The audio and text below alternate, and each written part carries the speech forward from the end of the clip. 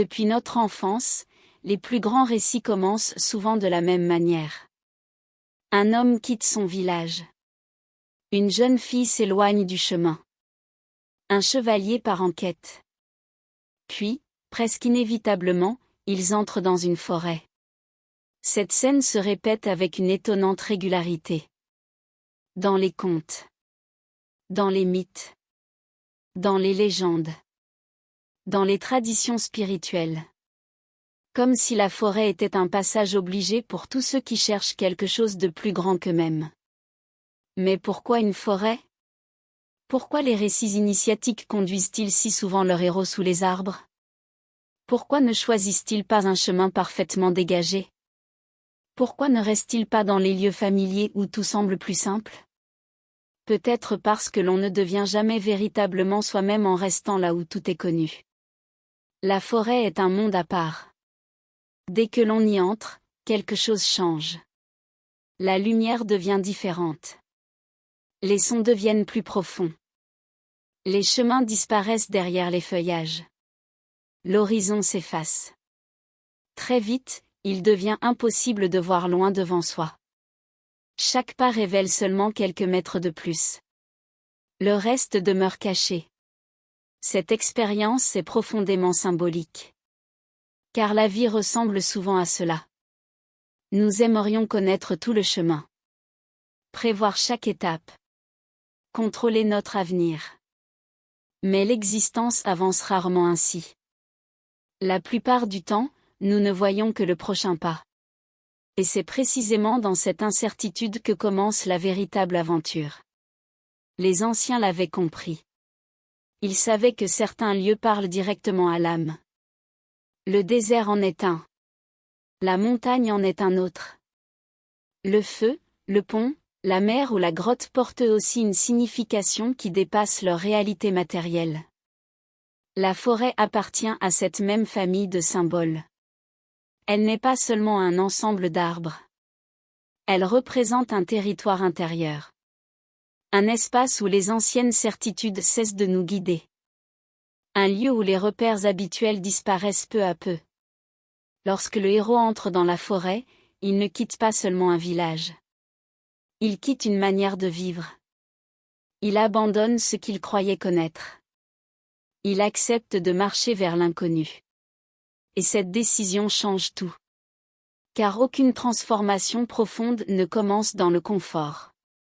Les grands changements de l'existence naissent souvent lorsque nous acceptons de sortir des chemins déjà tracés. Lorsque nous cessons de répéter les mêmes habitudes. Lorsque nous osons avancer malgré les questions qui demeurent sans réponse. La forêt devient alors le symbole de cet espace mystérieux où l'ancien monde ne suffit plus, mais où le nouveau n'est pas encore visible. C'est un entre-deux. Un passage. Un lieu de métamorphose. Voilà pourquoi elle apparaît dans tant de récits. Les conteurs savaient que chacun reconnaîtrait instinctivement cette image. Car nous avons tous traversé une forêt, même sans jamais y mettre les pieds. Une période où tout semblait confus. Un moment où les réponses disparaissaient. Une étape de notre vie où nous ne savions plus très bien quelle direction prendre. Ces forêts intérieures prennent des formes très différentes. Pour certains, elles ressemblent à un deuil. Pour d'autres, à une maladie. À une séparation. À une remise en question profonde. À une crise de foi. À un changement de vie. Sur le moment, elles semblent souvent nous éloigner de notre destination. Pourtant, avec le recul, beaucoup découvrent que ces périodes étaient indispensables. Elles ont permis de laisser derrière soi une ancienne identité. Elles ont ouvert la porte à une compréhension plus profonde de soi-même. Les traditions spirituelles n'ont jamais considéré ces passages comme des accidents. Elles y voyaient des étapes nécessaires. Des lieux où l'être humain cesse peu à peu de vivre uniquement à la surface de lui-même. Comme si la forêt avait le pouvoir de faire tomber les apparences. D'obliger chacun à rencontrer ce qu'il porte réellement en lui. Peut-être est-ce pour cette raison que les héros n'y entrent jamais par hasard. Ils y sont appelés. Quelque chose les attire. Quelque chose les pousse à quitter le monde familier. Même lorsqu'ils ont peur. Même lorsqu'ils hésitent. Comme si leur destinée les attendait de l'autre côté des premiers arbres. Dans cette vidéo, nous partirons à la découverte de ce symbole fascinant. Nous verrons d'abord pourquoi la forêt occupe une place si importante dans les contes et les récits initiatiques, et pourquoi les héros semblent toujours devoir la traverser. Nous explorerons ensuite la forêt des traditions spirituelles, où les sages, les ermites et les chercheurs de vérité choisissent volontairement le silence des bois pour écouter une parole plus profonde.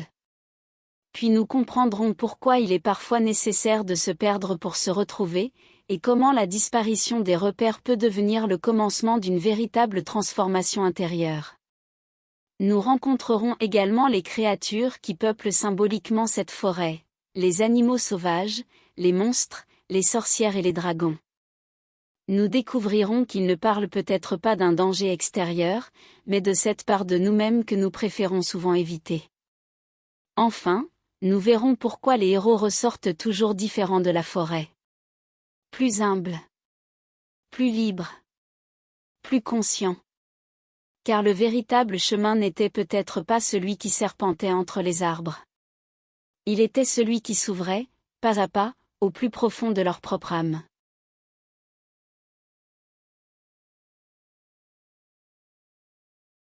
Il existe une scène que nous avons tous rencontrée, souvent sans même nous en rendre compte.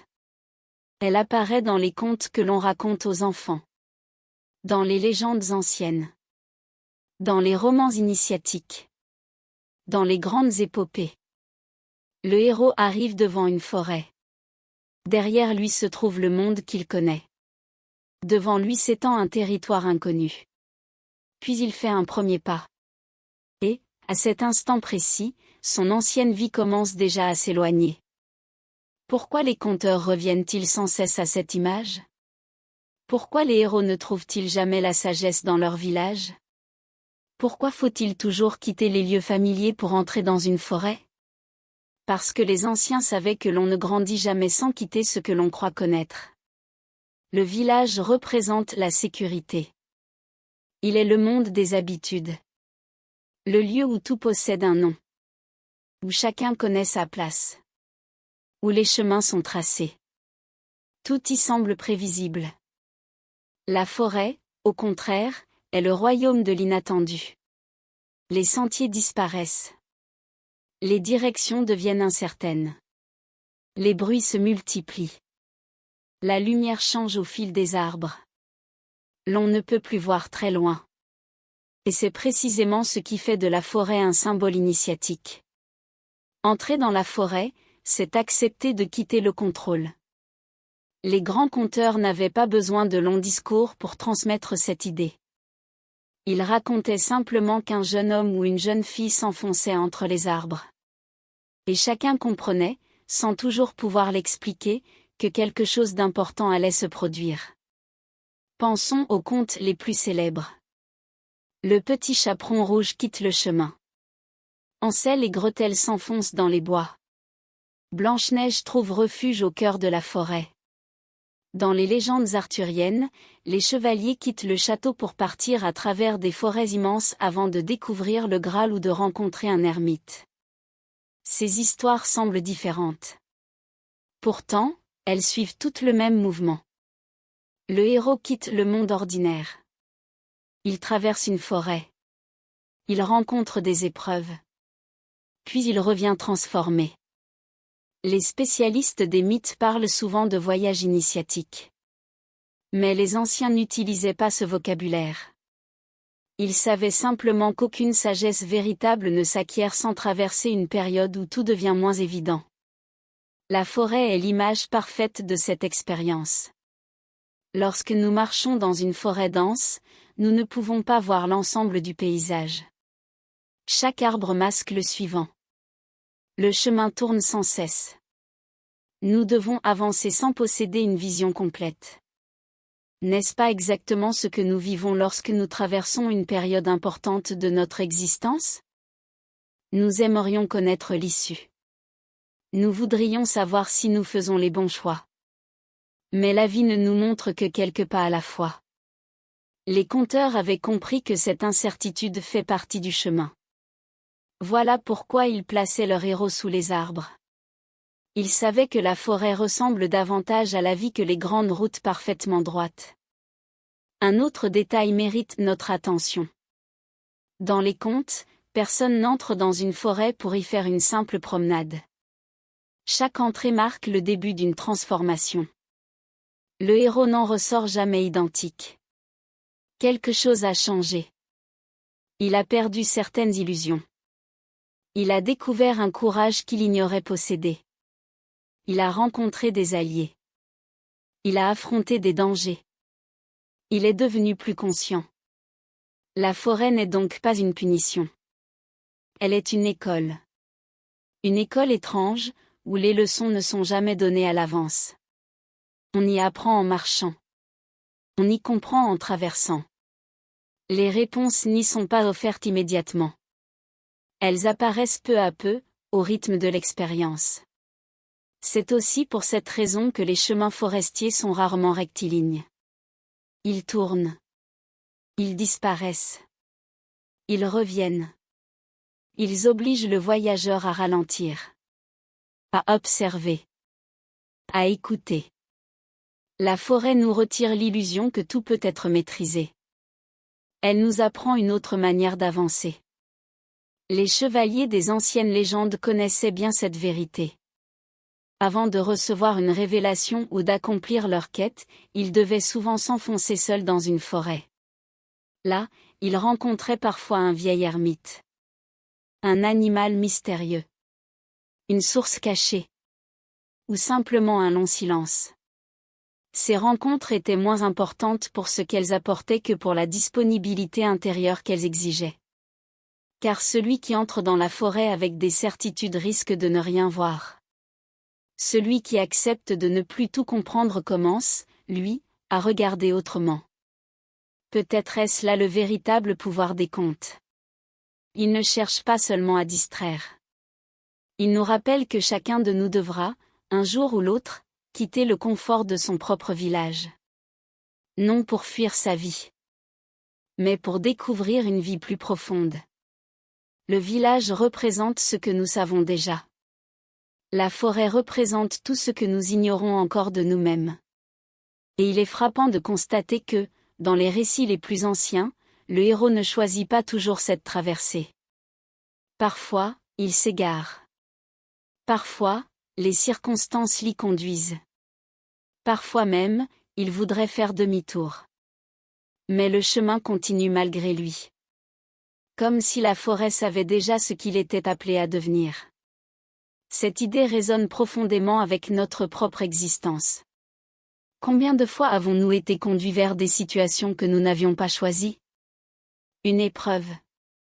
Une séparation. Une remise en question. Sur le moment, nous les avons peut-être vécues comme une perte de direction. Et pourtant, avec le recul, elles ont souvent ouvert des portes que nous n'aurions jamais franchies autrement. La forêt des contes nous enseigne ainsi une vérité discrète mais essentielle. Il est parfois nécessaire de quitter les chemins parfaitement balisés pour rencontrer ce qui donnera un sens nouveau à notre vie. Mais les conteurs ne sont pas les seuls à avoir reconnu cette sagesse. Les grandes traditions spirituelles elles aussi ont vu dans la forêt un lieu privilégié de transformation. Pour elles, les arbres ne sont pas seulement un décor. Ils deviennent les témoins silencieux d'une rencontre entre l'être humain et le mystère.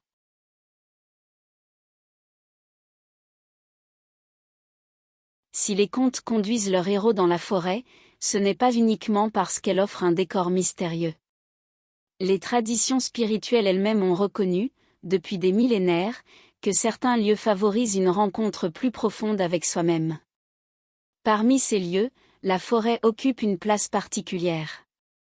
Bien avant que les villes ne deviennent le centre de la vie humaine, les forêts étaient perçues comme des espaces sacrés. On y pénétrait avec respect. Parfois même avec une certaine crainte. Non parce que les arbres étaient considérés comme magiques au sens où nous l'entendons aujourd'hui, mais parce qu'ils rappelaient la présence d'une réalité plus vaste que l'homme. Sous leur ombre, le bruit du monde semblait s'éloigner. Le temps paraissait ralentir.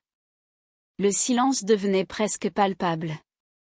Et dans ce silence, beaucoup découvraient une qualité d'écoute qu'ils ne trouvaient nulle part ailleurs. Il est frappant de constater que, dans de nombreuses traditions, ceux qui cherchent la sagesse finissent par quitter les lieux les plus fréquentés. Ils s'éloignent des foules. Ils abandonnent les palais. Ils quittent parfois même leur propre famille. Non parce qu'ils méprisent le monde, mais parce qu'ils sentent qu'une autre parole ne peut être entendue que dans le silence. Dans les régions désertiques, ce silence se trouvait au cœur des immensités de sable. C'est pourquoi les premiers ermites chrétiens partirent vivre dans le désert. Ils ne cherchaient pas la souffrance. Ils cherchaient un espace où les distractions disparaissent. Un lieu où rien ne détourne l'attention de l'essentiel. Mais dans les régions couvertes de forêts, le rôle symbolique est exactement le même. Les sages se retirent sous les arbres. Les moines construisent leur monastère au milieu des bois. Les ermites choisissent une cabane isolée. Les chercheurs spirituels marchent pendant des heures entre les troncs, simplement pour retrouver une qualité de présence que les villes rendent parfois difficile. Ainsi, le désert et la forêt semblent opposés. L'un est vide. L'autre déborde de vie. L'un est baigné de lumière. L'autre joue avec l'ombre. Et pourtant, leur fonction spirituelle est étonnamment semblable. Tous deux nous retirent de nos habitudes. Tous deux nous invitent au silence. Tous deux nous conduisent vers une rencontre avec nous-mêmes. Ce n'est donc pas le paysage qui importe. C'est le mouvement intérieur qu'il provoque. Les traditions orientales expriment cette intuition à leur manière. De nombreux sages choisissent les montagnes boisées pour méditer. Les anciens maîtres taoïstes s'éloignent des villes pour vivre au rythme des saisons. Ils observent les arbres, les rivières, les oiseaux. Ils découvrent que la nature enseigne sans prononcer un seul mot. Les arbres ne cherchent pas à convaincre. Ils ne discutent pas. Ils ne se comparent pas. Ils grandissent lentement. Ils traversent les saisons. Ils perdent leurs feuilles sans résister. Puis ils refleurissent lorsque le moment est venu. En les contemplant, les sages comprennent que la vie possède une intelligence qui dépasse les calculs humains. La forêt devient alors un maître silencieux. Elle enseigne la patience, la stabilité, l'humilité. Elle rappelle que tout ce qui grandit vraiment demande du temps. Il suffit d'observer un arbre ancien. Personne ne le voit pousser. Et pourtant, année après année, il devient immense. Notre propre transformation ressemble souvent à cette croissance invisible. Nous aimerions changer rapidement. Comprendre immédiatement. Guérir sans attendre. Mais la forêt nous murmure un autre langage. Celui de la lenteur. Celui de la maturation. Celui du temps qui travaille en profondeur. Il existe également une autre caractéristique fascinante. Dans une forêt, aucun arbre ne pousse seul. Même lorsqu'ils semblent séparés, leurs racines communiquent sous la terre. Les recherches contemporaines ont d'ailleurs montré que les arbres échangent des ressources, des signaux et des informations à travers un immense réseau souterrain. Cette réalité biologique rejoint d'une manière étonnante l'intuition des anciens. Ils pressentaient déjà que la vie est faite de relations invisibles. Que tout est plus relié qu'il n'y paraît. La forêt devient ainsi l'image d'une humanité profondément interconnectée. Nous croyons parfois vivre isolés. Pourtant, nos vies s'influencent mutuellement bien plus que nous ne l'imaginons. Nos paroles, nos gestes, nos silences, nos choix. Tout circule. Tout laisse une trace. Cette compréhension conduit naturellement à une autre qualité intérieure, l'humilité. Dans une forêt ancienne, l'être humain retrouve sa juste place. Les arbres étaient là bien avant lui. Ils seront peut-être encore là longtemps après lui. Face à leur présence silencieuse, nos préoccupations quotidiennes changent souvent de perspective. Ce qui semblait immense retrouve des proportions plus justes. Ce qui semblait urgent perd parfois de son importance. Les traditions spirituelles recherchent précisément ce changement de regard. Elles savent que la sagesse ne consiste pas seulement à accumuler des connaissances. Elle consiste aussi à retrouver une juste mesure. À reconnaître que nous faisons partie d'un ensemble infiniment plus vaste. C'est peut-être pour cette raison que tant de personnes éprouvent une paix particulière lorsqu'elles marchent dans une forêt. Sans même connaître sa symbolique, elles sentent intuitivement que quelque chose en elles ralentit. La respiration devient plus profonde. Les pensées s'apaisent. Le regard se fait plus attentif. Comme si la forêt nous rappelait une manière d'être que nous avions oubliée. Mais les traditions spirituelles ne s'arrêtent pas là. Pour elles, la forêt n'est pas seulement un lieu de repos. Elle est aussi un lieu d'épreuve. Car le silence finit toujours par faire remonter ce que le bruit parvenait à cacher. Lorsque les distractions disparaissent, nous ne rencontrons pas seulement la paix. Nous rencontrons aussi nos questions. Nos inquiétudes. Nos blessures. Nos peurs. C'est pourquoi les sages acceptaient de vivre dans la solitude. Ils savaient que l'on ne peut rencontrer la lumière sans rencontrer également ce qui, en nous, lui résiste encore. La forêt devient alors un miroir. Elle ne crée pas nos conflits intérieurs. Elle les révèle. Et c'est précisément à partir de cette révélation que commence la véritable transformation. Car il arrive un moment où les anciens repères disparaissent complètement. Les chemins deviennent confus. Les certitudes s'effondrent. Nous avons le sentiment de nous être perdus. Et pourtant, c'est souvent à cet instant précis que commence la découverte la plus importante. Car il est parfois nécessaire de se perdre, pour enfin se retrouver.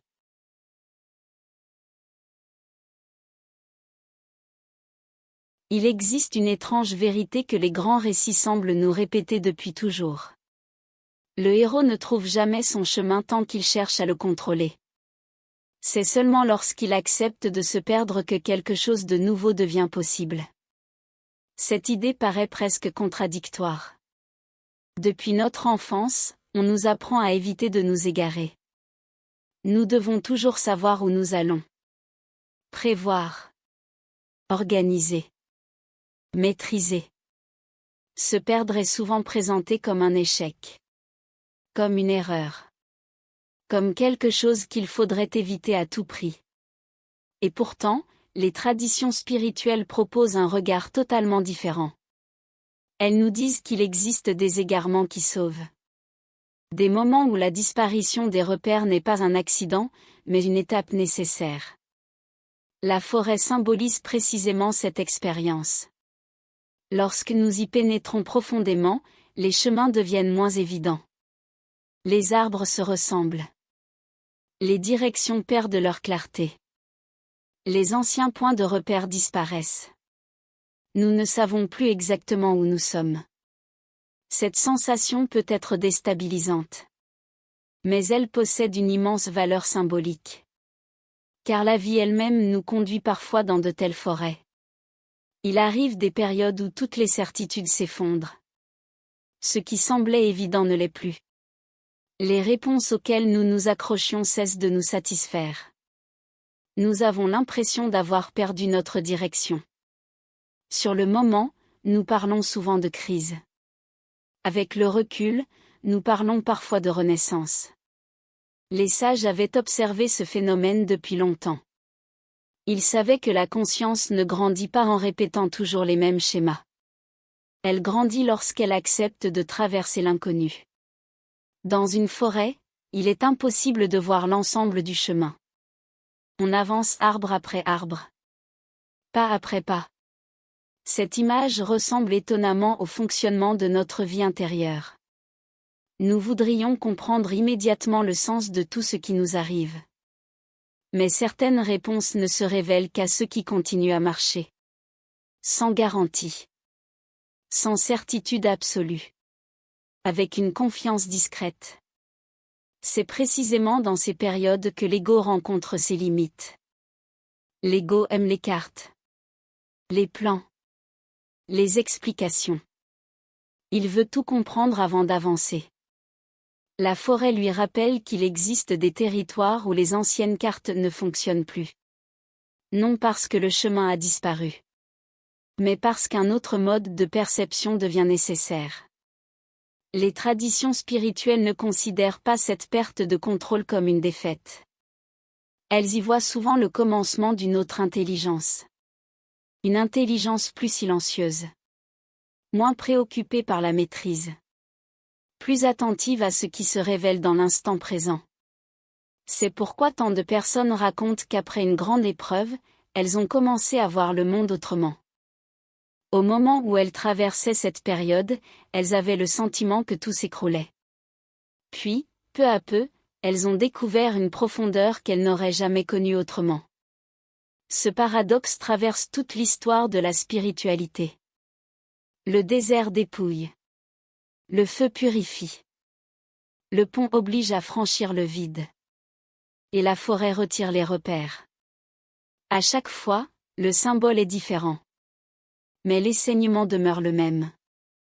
Quelque chose doit être abandonné pour qu'autre chose puisse apparaître. La forêt nous enseigne ainsi une forme d'humilité. Elle nous rappelle que nous ne possédons pas toujours les réponses. Que certaines vérités ne peuvent être saisies par le simple raisonnement. Qu'il faut parfois accepter de marcher longtemps avant que le paysage ne s'éclaircisse. Les mystiques connaissent bien cette expérience. Ils parlent souvent d'un temps où Dieu semble silencieux. Où la lumière paraît absente. Où les anciennes certitudes ne suffisent plus. Cette étape a reçu de nombreux noms. Nous avons déjà évoqué la nuit obscure de l'âme. Nous avons exploré le désert intérieur. La forêt appartient à cette même famille de symboles. Elle décrit ce moment où l'être humain cesse de vivre uniquement de ses anciennes sécurités. Il avance. Mais il ne sait plus exactement comment. Il cherche. Mais les réponses semblent s'être éloignées. Et pourtant, quelque chose travaille en profondeur. Comme une graine invisible sous la terre. À première vue, rien ne change. Mais tout est déjà en train de se transformer. C'est souvent dans ces périodes que tombent les masques. Les rôles que nous jouions. Les identités auxquelles nous nous accrochions. Les certitudes qui nous donnaient une impression de sécurité. La forêt ne détruit pas ces choses par cruauté.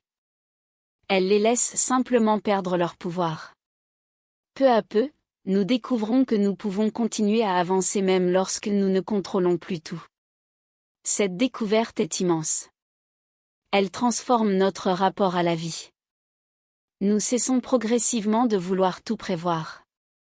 Nous devenons plus disponibles. Plus attentifs. Plus présents. Nous comprenons que le chemin ne consiste pas seulement à atteindre une destination. Il consiste aussi à devenir une personne capable de marcher dans l'inconnu sans perdre la confiance. Cette confiance n'est pas une certitude. Elle ressemble davantage à une fidélité. Une fidélité à cet appel intérieur qui continue de nous inviter à avancer, même lorsque nous ne distinguons pas encore la clairière. Les anciens racontaient souvent que le héros finit toujours par retrouver un sentier. Mais il ne le retrouve jamais au moment où il l'exige. Il le découvre lorsqu'il est devenu capable de regarder autrement. La forêt ne change pas. C'est le voyageur qui change. Et lorsqu'il change, le paysage lui-même semble révéler des passages qu'il n'avait jamais remarqués. Cette idée peut transformer notre manière de regarder nos propres périodes d'incertitude. Peut-être ne sommes-nous pas aussi perdus que nous le croyons. Peut-être sommes-nous simplement en train d'apprendre une manière nouvelle d'avancer. Une manière qui ne repose plus uniquement sur le contrôle, mais sur la confiance. Car la forêt possède encore un dernier secret. Lorsqu'on s'y enfonce suffisamment, on finit toujours par rencontrer quelque chose que l'on cherchait souvent à éviter. Les anciens contes parlent de loups, de dragons, de sorcières ou de créatures mystérieuses. Mais ces figures ne décrivent peut-être pas seulement des dangers extérieurs. Elles parlent aussi de ce que chacun porte au plus profond de lui-même. Et c'est vers cette rencontre décisive que nous allons maintenant nous tourner.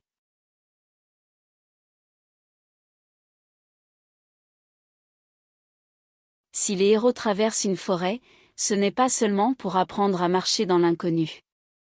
C'est aussi pour rencontrer ce qu'ils ne voulaient pas voir. Lorsque nous relisons les grands contes, un détail revient sans cesse. Les créatures les plus inquiétantes vivent toujours au cœur des bois. Les loups, les sorcières, les dragons, les géants, les bêtes sauvages, les esprits mystérieux. Pourquoi la forêt est-elle peuplée de telles figures? Les anciens voulaient-ils simplement faire peur aux enfants? Ou bien cherchaient-ils à transmettre un enseignement beaucoup plus profond? Depuis toujours, les récits initiatiques parlent le langage des symboles. Le loup n'est pas seulement un animal. Le dragon n'est pas uniquement un monstre. La sorcière n'est pas seulement un personnage. Il représente quelque chose que chaque être humain rencontre un jour ou l'autre au plus profond de lui-même. Car la forêt ne révèle pas uniquement la beauté. Elle révèle aussi ce qui était caché. Lorsque le silence s'installe, lorsque les distractions disparaissent, lorsque nous cessons de courir d'une occupation à l'autre, certaines réalités remontent à la surface. Des blessures anciennes. Des peurs oubliées. Des colères enfouies. Des culpabilités. Des attachements. Des désirs de contrôle. Tout ce que le bruit du quotidien parvenait à masquer commence peu à peu à apparaître. C'est une expérience que beaucoup connaissent. Certaines personnes racontent que, lorsqu'elles ont commencé à méditer ou à vivre davantage dans le silence, elles ne se sont pas immédiatement senties en paix. Au contraire. Elles ont découvert une agitation intérieure qu'elles ne soupçonnaient pas. Ce paradoxe est essentiel. Le silence ne crée pas le désordre. Il le révèle. La forêt agit exactement de la même manière. Elle ne fabrique pas les monstres. Elle nous permet enfin de les voir. Les traditions spirituelles ont souvent insisté sur cette étape. Elles savent qu'aucune transformation véritable n'est possible si l'être humain refuse de regarder ce qu'il habite. Il est facile d'afficher une image paisible devant les autres. Il est plus difficile de reconnaître les parties de nous-mêmes que nous préférerions cacher. Cette réalité a été explorée avec profondeur par plusieurs penseurs, parmi lesquels le psychiatre Carl Gustav Jung. Sans réduire la spiritualité à la psychologie, Jung a proposé une idée qui rejoint étonnamment de nombreuses traditions anciennes. Selon lui, chacun porte une part d'ombre. Non pas une force démoniaque. Mais l'ensemble de ce que nous refusons de reconnaître en nous-mêmes. Nos peurs. Nos jalousies. Nos blessures. Nos contradictions. Nos fragilités. Tout ce que nous préférons maintenir dans l'obscurité. Les contes semblent parler de cette même réalité depuis bien avant que la psychologie n'existe. Le dragon garde un trésor. La sorcière attire le héros dans un piège. Le loup cherche à le détourner de son chemin. Ces images nous parlent de combats intérieurs. Elles décrivent les résistances que chacun rencontre lorsqu'il cherche à devenir plus libre. Car notre plus grand adversaire n'est pas toujours à l'extérieur. Il est souvent cette voix intérieure qui murmure que nous ne changerons jamais. Cette peur qui nous pousse à rester dans le connu. Cette colère qui refuse de pardonner. Cet orgueil qui veut toujours avoir raison. Ou cette culpabilité qui nous persuade que nous ne méritons pas d'avancer. Les traditions spirituelles ne demandent pourtant pas de combattre cette ombre avec violence. Elles invitent d'abord à la reconnaître. À la regarder avec lucidité. Car ce que nous refusons de voir continue souvent de nous gouverner en silence. À l'inverse, ce que nous acceptons d'éclairer commence déjà à perdre de son pouvoir. C'est pourquoi, dans les récits initiatiques, le héros ne triomphe presque jamais grâce à sa seule force, Il apprend. Il comprend. Il mûrit. Il découvre quelque chose sur lui-même. Le véritable combat se déroule autant dans son cœur que dans la forêt. Cette idée rejoint un enseignement très ancien que l'on retrouve, sous des formes différentes, dans de nombreuses traditions. La lumière n'existe pas pour nier l'obscurité. Elle existe pour l'éclairer. De même, le chemin spirituel ne consiste pas à prétendre que nous sommes déjà parfaitement libres. Il consiste à avancer avec suffisamment de vérité pour reconnaître ce qui demande encore à être transformé. Dans certaines lectures symboliques inspirées de la Kabbale, la lumière divine ne détruit pas immédiatement les zones d'ombre de l'être humain. Elle les révèle progressivement, à la mesure de ce que chacun peut accueillir. Cette idée est précieuse. Elle nous rappelle que la transformation n'est pas une condamnation. Elle est une invitation. Nous n'avons pas besoin d'être parfaits pour commencer le chemin. Nous avons seulement besoin d'être sincères. La forêt nous apprend précisément cette sincérité. Sous les arbres, les apparences deviennent inutiles. Il n'y a plus de public. Plus de rôles à jouer. Plus d'images à défendre. Seulement nous-mêmes. Et cette rencontre peut être exigeante. Car il est parfois plus facile d'affronter un danger extérieur que de reconnaître nos propres contradictions. Pourtant, c'est cette étape qui ouvre la porte à une liberté véritable. Les anciens contes le montrent avec une remarquable constance. Une fois le dragon affronté. Une fois la sorcière dépassée. Une fois le loup reconnu. Le paysage commence à changer. La lumière réapparaît entre les arbres. Le chemin devient plus clair. Comme si la forêt elle-même répondait à la transformation du voyageur. Ce détail est profondément symbolique. La réalité extérieure ne change pas toujours immédiatement. Mais notre manière de la regarder, elle, peut être entièrement renouvelée. Lorsque nous cessons de fuir ce qui nous habite, nous découvrons une paix qui ne dépend plus des circonstances. Une paix plus profonde. Plus stable. Plus humble. Alors seulement, le héros peut reprendre sa route. Non parce que toutes les difficultés ont disparu. Mais parce qu'il n'est plus le même. Il est devenu plus conscient. Plus libre. Plus vrai. Et c'est précisément pour cette raison que les grands récits ne s'achèvent jamais au cœur de la forêt. Ils se terminent presque toujours par une sortie. Car on n'entre pas dans la forêt pour y demeurer. On y entre afin d'en ressortir transformé. Et c'est ce dernier enseignement que nous allons maintenant contempler.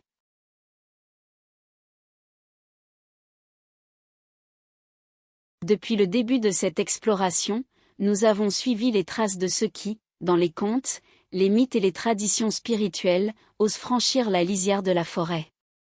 Nous avons découvert que cette forêt n'est pas seulement un lieu. Elle est un symbole. Le symbole de toutes ces périodes de notre existence où les repères disparaissent. Où les chemins deviennent incertains. Où nous ne savons plus exactement quelle direction prendre. Nous avons vu que les anciens conteurs ne choisissaient jamais ce décor par hasard. Ils savaient que personne ne devient véritablement lui-même en restant toujours dans le confort du village. Il faut accepter de quitter ce qui est familier. D'abandonner certaines certitudes.